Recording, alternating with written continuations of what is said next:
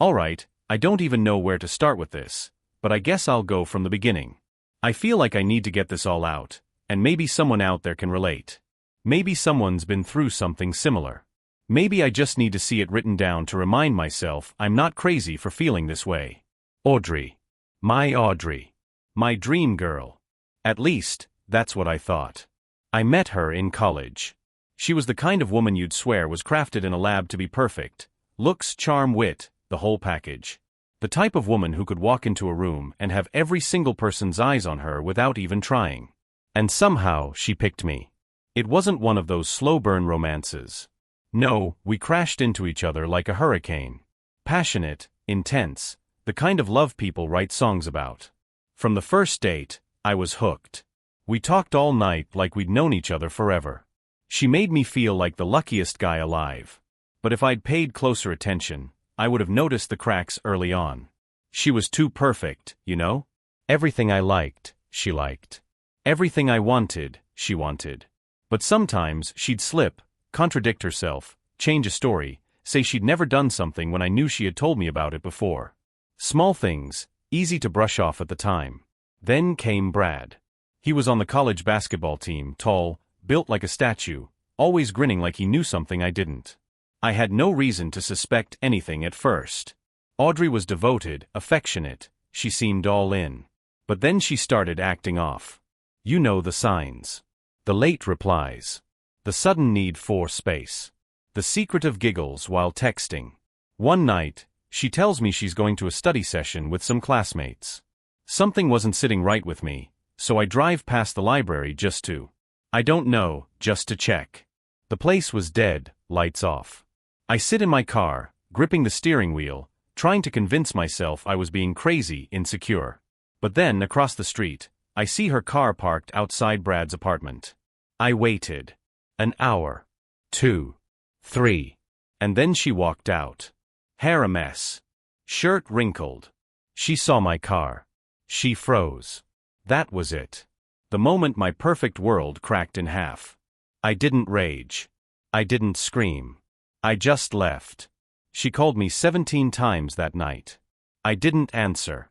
The next day, she shows up at my dorm, tears streaming down her face, swearing it was a mistake, that she didn't mean for it to happen, that she loved me and not him.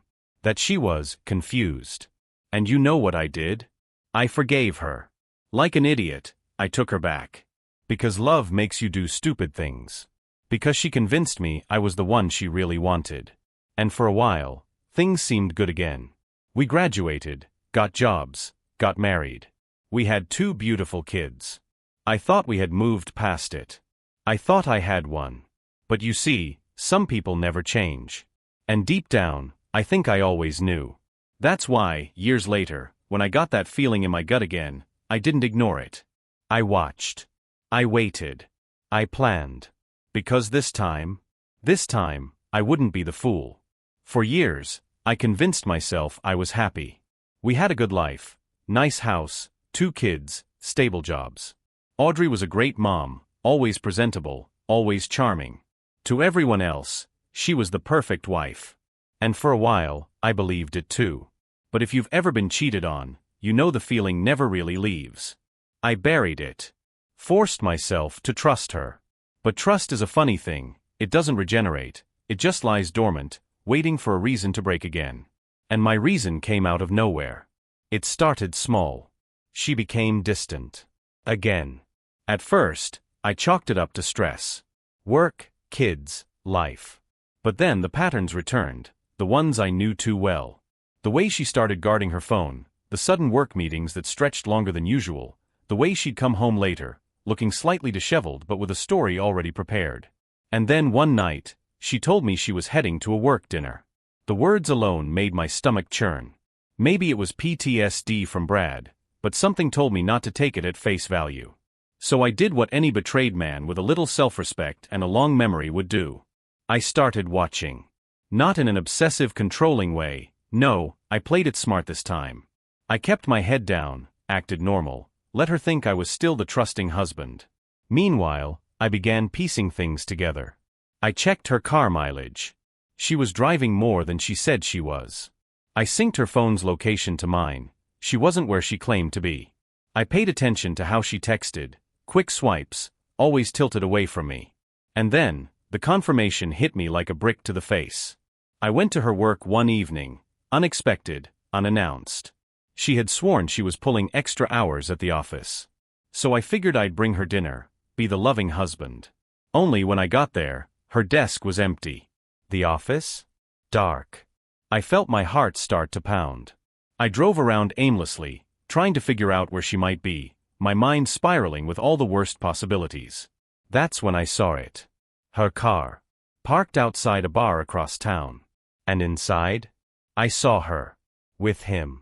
David. Her coworker. The way she laughed, the way she touched his arm, the way she leaned in too close, it was textbook. And just like that, everything inside me snapped into focus. This wasn't an accident. This wasn't a mistake. This was who she was. And for the first time in my life, I didn't feel sad. I felt cold.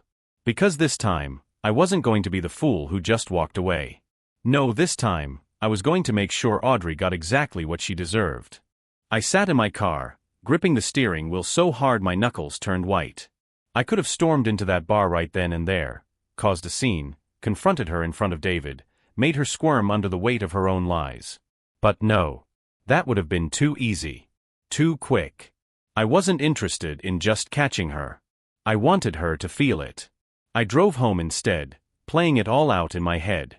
The lies she would tell when she walked through the door, the innocent smile she'd put on, the way she'd kiss me on the cheek like nothing had happened. And sure enough, hours later, that's exactly what she did. "Hey babe," she said, dropping her purse on the counter like it was just another normal night. Work was exhausting. You wouldn't believe the reports I had to finish. I just smiled. "Yeah? Tough night." She sighed dramatically, running a hand through her hair. "So tough. I swear, I could fall asleep standing up." She wasn't even trying to cover her tracks properly. And that's when I knew I had all the time in the world to destroy her. I spent the next few weeks collecting proof.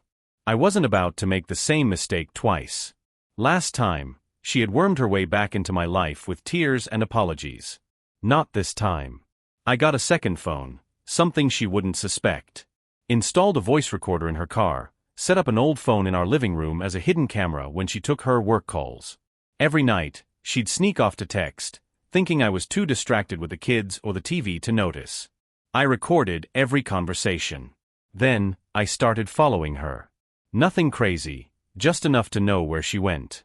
And let me tell you, she was bold. Dinner dates, sneaking out of work early, even lying about picking up the kids when she was really meeting him at some cheap motel on the other side of town. I had the receipts. I had the videos. I had everything I needed. But I wasn't going to use it just yet. No, I wanted to play with her first. I started small. Little things, just to make her paranoid. I'd move her car seat slightly so she'd wonder if someone had been in her car. I'd turn off her phone charger at night so her battery would die unexpectedly during the day, making her scramble for excuses when she couldn't text David. I accidentally mentioned David's name in random conversations. Nothing obvious, just enough to make her stiffen. "Oh, you know who's funny? That guy David from your office." Or, "I think I saw someone who looked like David at the store today."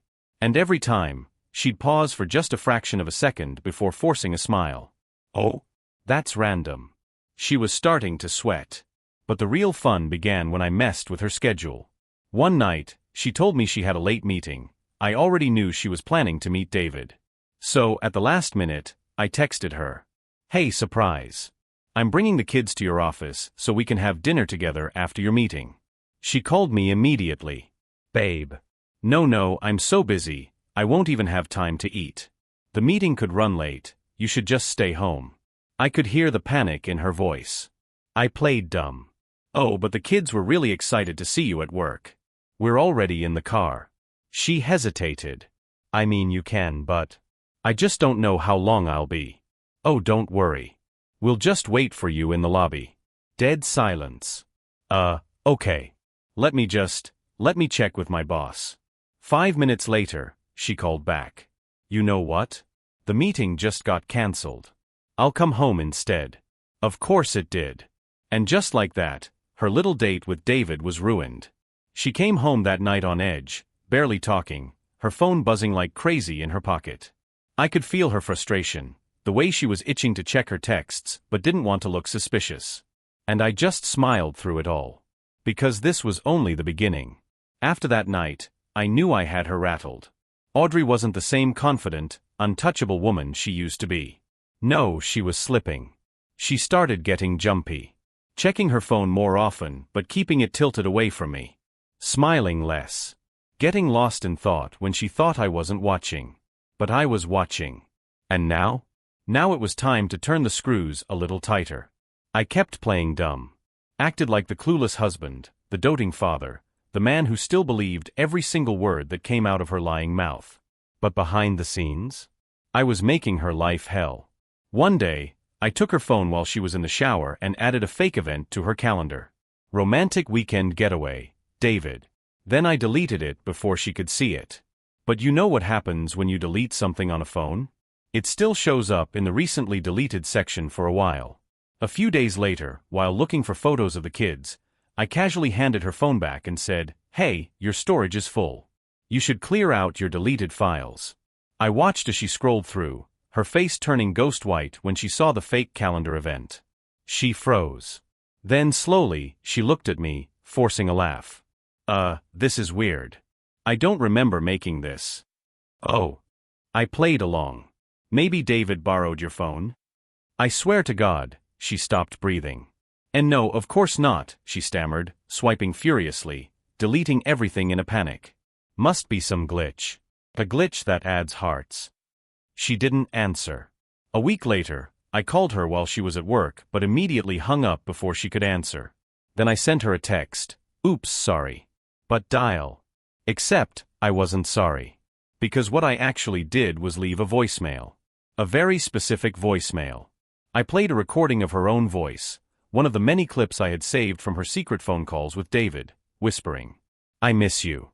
I can't wait to see you again." Then I ended the message. When she got home that night, she was shaking. I watched her keep checking her phone, sneaking glances at me, trying to figure out if I had heard it or if it was just some bizarre mistake. Finally, she cleared her throat. "Hey, my phone's been acting weird lately. Have you noticed anything strange with yours?" I smiled. "Nope. Works fine." "Why?" She forced a laugh. "No reason." Oh, this was my favorite. I made sure to accidentally run into David. At the grocery store. At the gas station. Once, even at the gym. Every time, I made sure to act way too friendly. "David. Buddy. How's work?" I'd ask, slapping him on the back. The guy looked like he wanted to disappear. He knew. He knew that I knew. One time, I patted his shoulder and leaned in. "Hey, thanks for looking out for Audrey at work. I know she really values your friendship." The way his throat bobbed when he swallowed? Priceless. When I got home, Audrey was tense. "So, I ran into David today," I said casually as I set the groceries down. She almost dropped her coffee mug. "Oh? Where?" "The gym." I smiled. "He seems nervous." She laughed, but it was forced. "He's always like that." "Yeah." I tilted my head. "Strange. It's almost like he thinks I know something." For a split second, her mask slipped. Her breath caught, and I saw a flicker of pure panic in her eyes. Then she covered it up, shaking her head. "You're imagining things." I just smiled. Because at this point, I wasn't even mad anymore. I was having fun. At this point, Audrey was unraveling. I could see it in the way she carried herself, stressed, anxious, always looking over her shoulder like a criminal waiting to be caught. The confidence that had once made her seem untouchable was gone. She was jumpy, constantly second-guessing herself, and I made sure to keep her in that state. It wasn't just the phone thing anymore, though she was constantly checking it, texting with a little more hesitation. It wasn't even just her quick glances over her shoulder when she thought I wasn't watching. It was the little things that added up, the tension in her voice when she spoke, the way her laughter never quite reached her eyes anymore. She wasn't sleeping well. I could hear her tossing and turning some nights, and I could feel the weight of her guilt as she lay next to me, her body rigid, her mind racing. I didn't say anything. I didn't need to. I wasn't here to comfort her anymore. I was here to make her pay for everything she had done. I wasn't even mad anymore. I didn't feel anything like rage or betrayal anymore. That had passed a long time ago. Now, all I felt was control. And the more I watched her squirm, the more I realized just how far I could take this. I made sure she saw the keycard, that hotel card I'd planted in my car, just waiting for her to find it. When she did, I could see the way it shook her. She tried to play it off, acting like it wasn't a big deal, but I knew her too well. Audrey was rattled, and I wasn't about to let her off the hook. I knew she was probably already working overtime to think of an excuse. But what could she say? If she questioned me about it, she'd be admitting she was already suspicious, that she was already watching me. So instead, she just asked about it, and when I gave her some half-baked excuse, she didn't question me further. But I could see the storm brewing in her mind. The next thing I did was send that text, the one meant for someone else. It wasn't even subtle. Can't wait to see you tonight. Love you. When she saw it, I could practically hear her heart stop beating for a second. She called me almost immediately, her voice frantic, but I acted like it was no big deal. I played the role of the oblivious husband, too busy with work and life to even think about where I had sent that text. I watched her try to hold it together, saw her panic, but I made sure to leave her hanging. Her response was the same every time, a little too much silence before she came up with some kind of explanation, like she could talk her way out of it. And every time, it was less convincing than the last. I knew Audrey better than anyone, and it was getting easier to break her down. The hotel key was a minor thing, but the texts, the lies, they were eating away at her. I could see the way she would glance at me with those nervous eyes when she thought I wasn't paying attention. It was like watching someone slowly realize the noose around their neck was tightening. But I wasn't going to make it quick. No, I wanted her to feel every second of it. And then came the final touch, the night I took her out to dinner. I had it all planned. I knew she'd be expecting some kind of romantic gesture. She had to. After all the tension, the lies, the guilt, it had to seem like I was trying to fix things. But really, it was my last move. This was it. I could see her almost relax when we sat down in the restaurant, thinking maybe we were going to get past everything, that I might just forgive her, but I wasn't about to give her that relief. I set the trap. I leaned in, put my fork down, and I asked her, casually, if there was anything she wanted to tell me. I didn't go in for the full confrontation yet, but I let her feel the weight of my words. I let her sit there, wondering if this was the moment when I would finally snap. She hesitated, and for the first time in years, I saw Audrey look small. I could see the panic in her eyes, the uncertainty. She knew. She knew I knew. But she couldn't confess. She couldn't admit it, not yet. And that hesitation, that fear, was enough. I didn't push. I didn't ask again. I just smiled and changed the subject. I wasn't going to let her off that easy. That night, she came home and tried to act like everything was fine. But I could feel it. She was on the edge, fighting to keep it together, and I was going to make sure she didn't. I wasn't done yet. Now she knew. She just didn't know when the walls would come crashing down. But I was patient. I was always patient. Because this was only the beginning. I could see the cracks in her facade deepening with every passing day. Audrey was unraveling before my eyes. She still tried to play the part, being the perfect wife, the doting mother, but I knew. I knew what she was, and the guilt was eating her up from the inside out. There were nights when she'd lie next to me in bed, her back turned, her breathing shallow. I would pretend to sleep, just listening to the sound of her heartbeat racing. I could feel the weight of her lies pressing down on us both, thickening the air until it felt suffocating. She'd reach over, stroke my arm, kiss me softly, trying so hard to make things seem normal. But I wasn't fooled. Her love for me had always been conditional, based on her own selfish needs, and once I figured that out, it didn't matter how many "I love yous" she whispered in the dark. I wasn't the fool I used to be. One night, she came home from work late, as usual, and I could see the tension in her eyes the second she stepped through the door. The smile she gave me was strained, almost like she was rehearsing it in her head. She went straight for the kitchen, doing what she always did when she was nervous, pretending to make dinner, fiddling with pots and pans like it would somehow distract her from what was coming. I had planned it all. Everything was in place.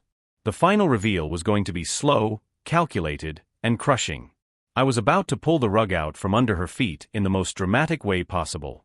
The kids were at their friend's house for a sleepover, which gave me the perfect window. The house was quiet, too quiet. I let her think things were fine. We sat down for dinner, and she acted like everything was normal, talking about her day, asking me about mine. But I wasn't really listening. I was too focused on her, the way she kept glancing at her phone, the way she seemed to flinch every time I casually mentioned David's name. I made sure to weave him into every conversation, mentioning him like it was the most natural thing in the world. You know, I saw David at the store today. He looks like he's been working out, I'd say, and Audrey would freeze. It was working. She was unraveling, piece by piece. Then came the moment I'd been waiting for. After dinner, I handed her a small envelope. The kind of envelope that looked official, like it held something serious.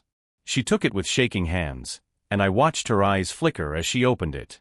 The letter inside wasn't addressed to her, it was addressed to me. It was a printout of one of her texts, the ones I'd caught between her and David. A conversation so blatant, I almost felt bad for her. I could see her eyes scan the message, her face draining of color. The walls she'd built between us were suddenly crumbling, and I wasn't going to let her patch them up with lies again. The message was short but clear. I miss you so much. Can't wait to see you again. I'll sneak away on Friday. I love you. Her breath hitched as she read it over and over, her hand trembling. She looked up at me, eyes wide with shock, but there was no defense, no words that could undo what had just been exposed. The truth hung in the air like a thick fog. She opened her mouth, probably to say something, but I didn't give her the chance. I stood up, walked to the window, and stared out at the street. It felt like the right moment to let her stew in the silence for a little while. She didn't need to speak. I already knew everything. When I turned back to face her, she was crying. Not the tears of guilt, not the ones she should have shed when she first betrayed me. No, these were the tears of someone caught, someone who realized their world had finally come crashing down. Please, she begged, voice barely above a whisper. I never meant for this to happen, you have to believe me. But I didn't believe her. I didn't want to anymore. You never meant for it to happen? I said softly, almost mocking her. You're the one who started all of this. You went to him, Audrey. You lied to me for months. She shook her head, desperately wiping her eyes. I was confused. I never stopped loving you. I never wanted to hurt you. But you did, I said, my voice growing colder.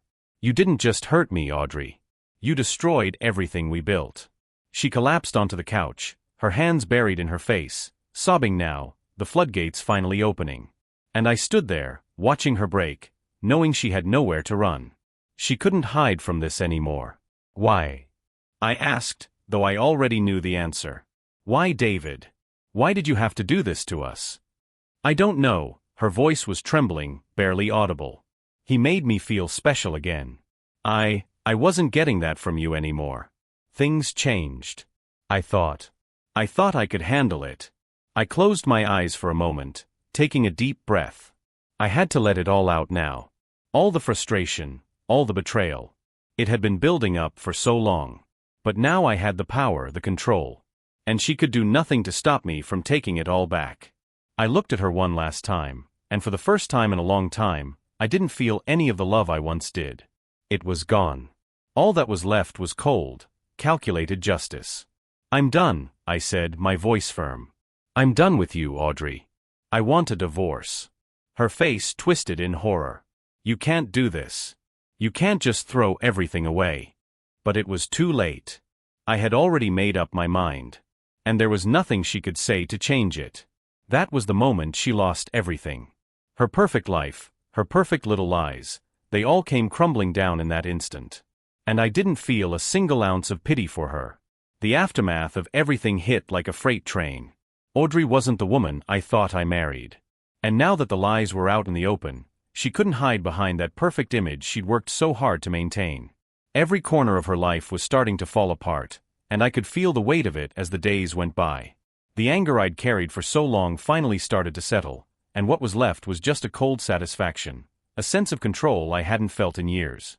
At first, Audrey tried to salvage whatever she could. She pulled out every excuse in the book. I didn't mean it it was a mistake, and the classic, I love you, I'm sorry, please forgive me. She even tried to manipulate the situation, saying she was confused, that she needed to find herself, that this affair was a one-time thing. But none of it worked on me anymore. The truth was laid out, and there was no pretending it wasn't real. One thing that struck me, though, was how quickly she went from the perfect wife to someone unrecognizable. She was no longer that confident, seemingly untouchable woman I'd fallen for. Instead, she was a shell, desperate and broken, chasing after anything that could patch up the wreckage of her own creation. She started crying, constantly. Her sobs echoed through the house, and it seemed like every time she was alone, the tears would come. She couldn't stop apologizing, but the apology always felt hollow, like she wasn't apologizing for the right reasons. I watched her like a hawk, listening to her every word, every tone of voice, every movement. And the longer I watched her, the clearer it became. She didn't feel bad because she hurt me, she felt bad because she got caught. The more I saw that, the less I cared for her. My focus shifted, no longer on the hurt, but on what I needed to do next. And that meant getting everything squared away legally.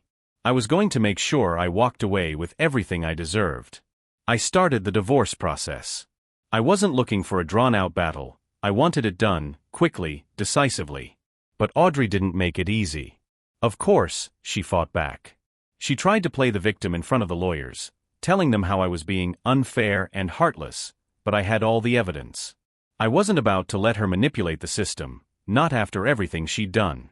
She started to get more desperate, more erratic, and that's when things took a turn I didn't expect.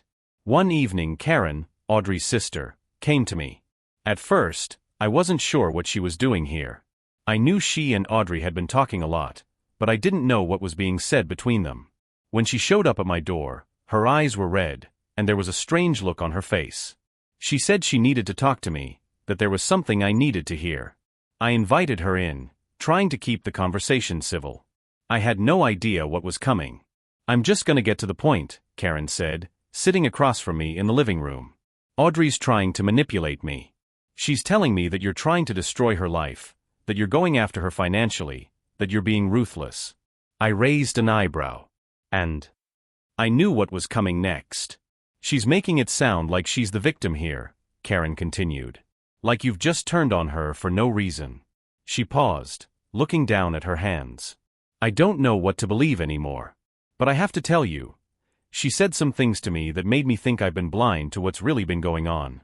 I leaned forward, my curiosity piqued. What do you mean? Karen took a deep breath. She said you're not just hurting her, you're hurting the family. You're hurting the kids.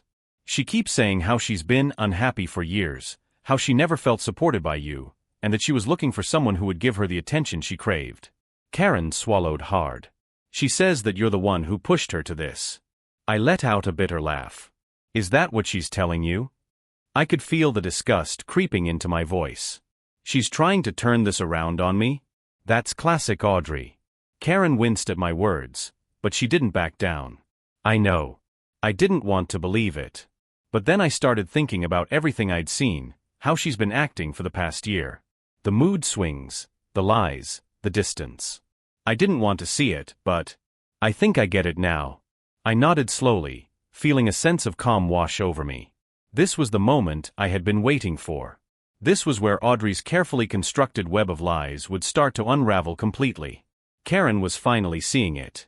I'm not trying to destroy her, Karen, I said, keeping my voice steady. I'm trying to make sure my kids grow up in a stable environment. That's all this is about now. This isn't about revenge, it's about doing what's best for them. Karen was quiet for a moment, digesting my words. Then, she looked me straight in the eye. You're right. I see that now.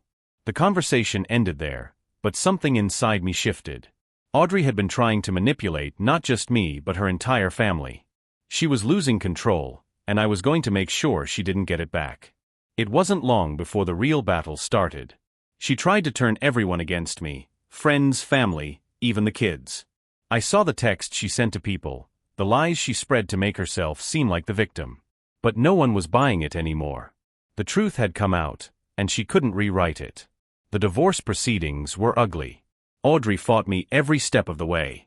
She tried to twist the narrative, painting me as the villain who had wronged her, tried to claim she was the one who'd been emotionally abused, but the evidence didn't lie. I had proof. Proof of the affair. Proof of the manipulation.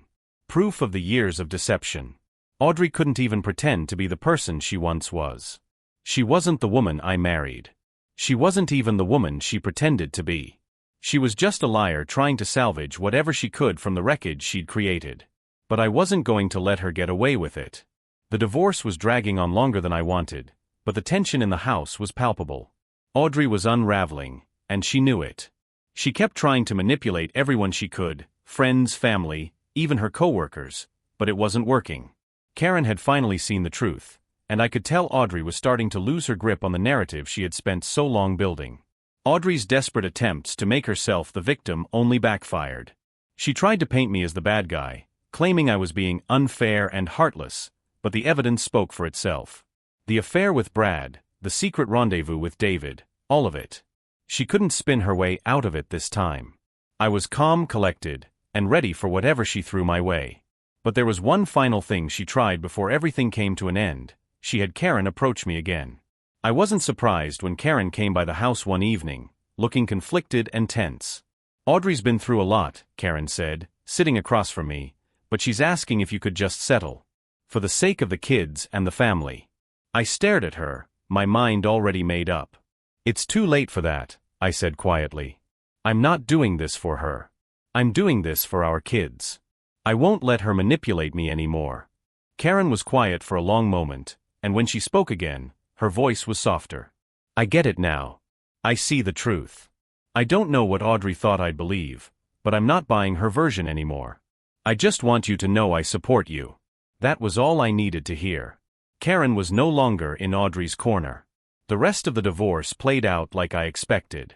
Audrey fought back, trying to manipulate the system, but her lies couldn't cover the truth. I was granted full custody of the kids, and nearly all of the marital assets went my way. Audrey didn't try to reach out after that. She had nothing left.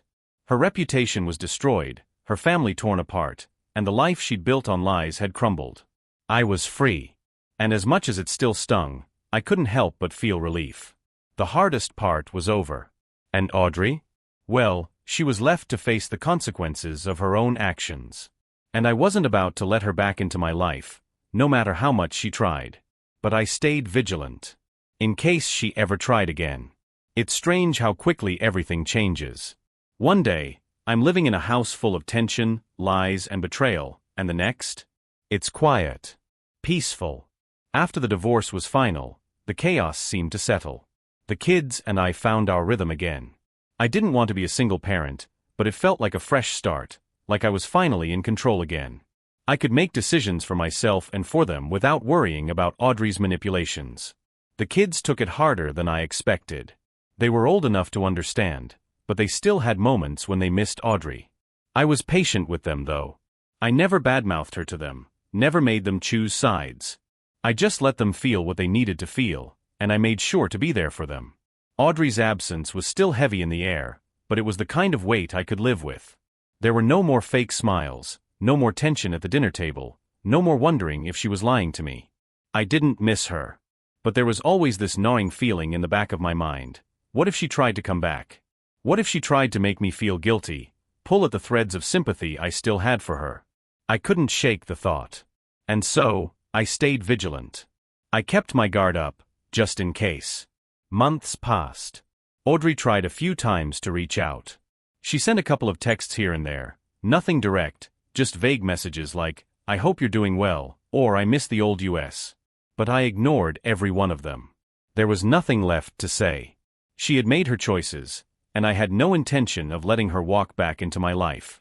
Then came the call that I didn't expect. It was from her lawyer. Apparently, Audrey was attempting to get the custody arrangement changed. She claimed she had changed, that she was now better, and that the kids needed their mother. The nerve. She was still trying to manipulate the situation, even after everything that had happened. But this time, I wasn't worried. I had everything in my corner, evidence of her affair, her lies, her manipulation. She had no chance. The legal battle was brief. Her lawyer didn't even put up a real fight. The judge saw through her act, and the custody arrangement remained unchanged. I was still in control of my kids' lives, and there was no way she was going to disrupt that. Audrey's attempts to pull herself together didn't last long. She tried to date again, tried to find someone to fill the void I'd left in her life, but every time I heard about it, I felt nothing. No anger, no bitterness. Just a quiet sense of satisfaction. She wasn't going to find someone who would love her the way I did. She wasn't going to find someone who would forgive her for everything she had done. The months dragged on, and Audrey faded into the background. I focused on my kids, on rebuilding my life, and I kept moving forward. I didn't need her. I never would. And as for Audrey? She spent the rest of her time trying to salvage whatever she could from the wreckage. She'd never truly have peace. Not after what she did. But me? I had my peace now. It wasn't perfect. It wasn't easy. But it was mine. I could breathe again. And that was enough for me. It's funny how quickly things can change when you're no longer weighed down by lies. The months after the divorce felt like a slow but steady climb out of a dark hole. At first, I didn't even know where to start. It was just me and the kids, trying to figure out what life was supposed to look like after everything had fallen apart. But little by little, we found our new rhythm. The kids were adjusting.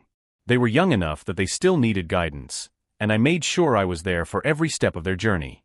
It was a lot of work, but I was determined to give them the stability they needed. Every school play, every soccer game, every awkward school dance, they knew I'd be there, no matter what. I spent the time focusing on what really mattered, making sure they knew they were loved, that they didn't need to worry about the past. I showed them that no matter what happened between me and Audrey, they were always going to be my priority. They didn't need to see the ugly parts of our marriage. They didn't need to carry that baggage. There were still hard days, days when I could feel the weight of it all, when I'd wake up and the memories of Audrey's betrayal would hit me like a ton of bricks. But slowly, I started to let go. I stopped obsessing over the past. I stopped looking over my shoulder, waiting for Audrey to reappear, waiting for her to try to manipulate me again. I didn't need that. I was free. And that's when I met someone. It wasn't anything big at first. Just a random conversation with a woman I bumped into at the grocery store. Her name was Sarah. She was funny, grounded, and didn't try to impress anyone. We started talking casually, and before long, I found myself looking forward to our conversations. She was kind, warm, but most of all, she was real. I wasn't looking for a relationship. Hell, I wasn't even sure I was ready for one. But Sarah made me feel human again. She made me realize that there was life after Audrey, that I didn't have to be defined by the betrayal, that I could be more than just a guy who'd been hurt. Slowly, we started seeing each other more, and it felt right. But even with all the progress, there were days when doubt crept in. Was I moving too fast? Was I being unfair to Sarah, carrying my baggage from the past with me? Was I still too broken to truly let someone else in? I didn't know the answers, but I knew I had to give it a shot.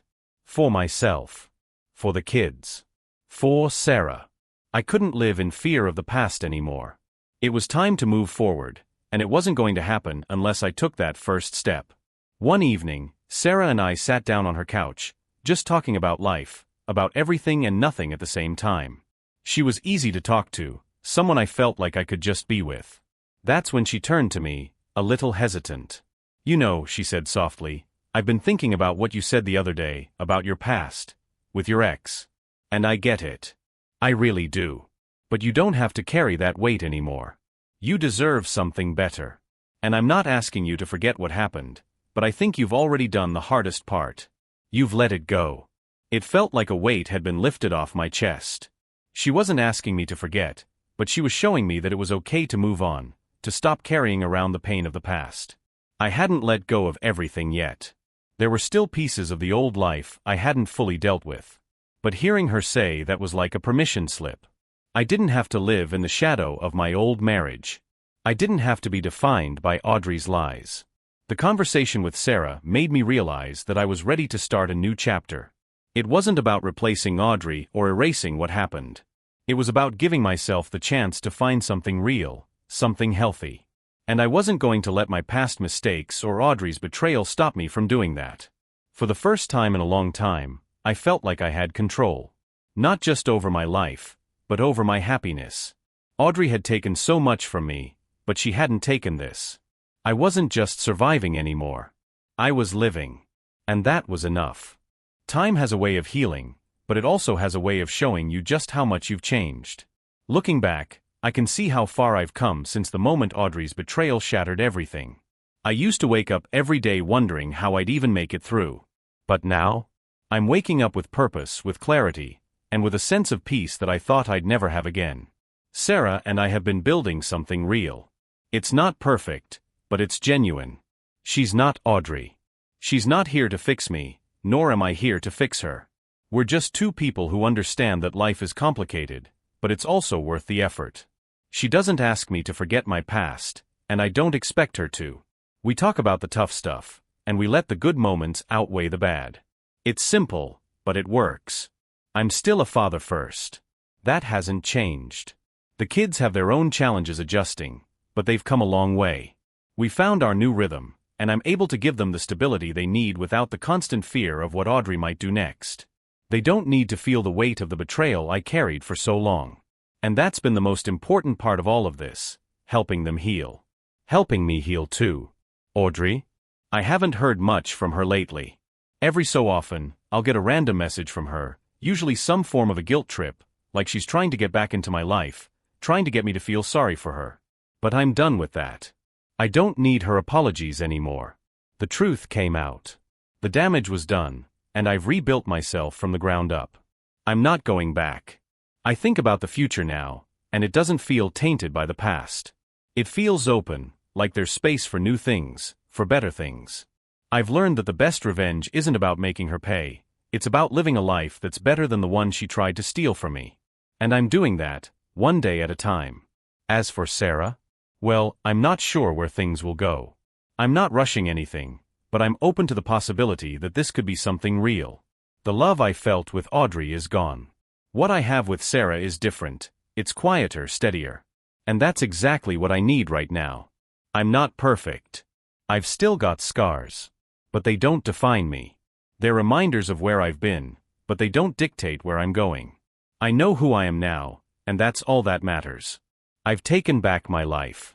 And I'm going to make damn sure I never lose it again.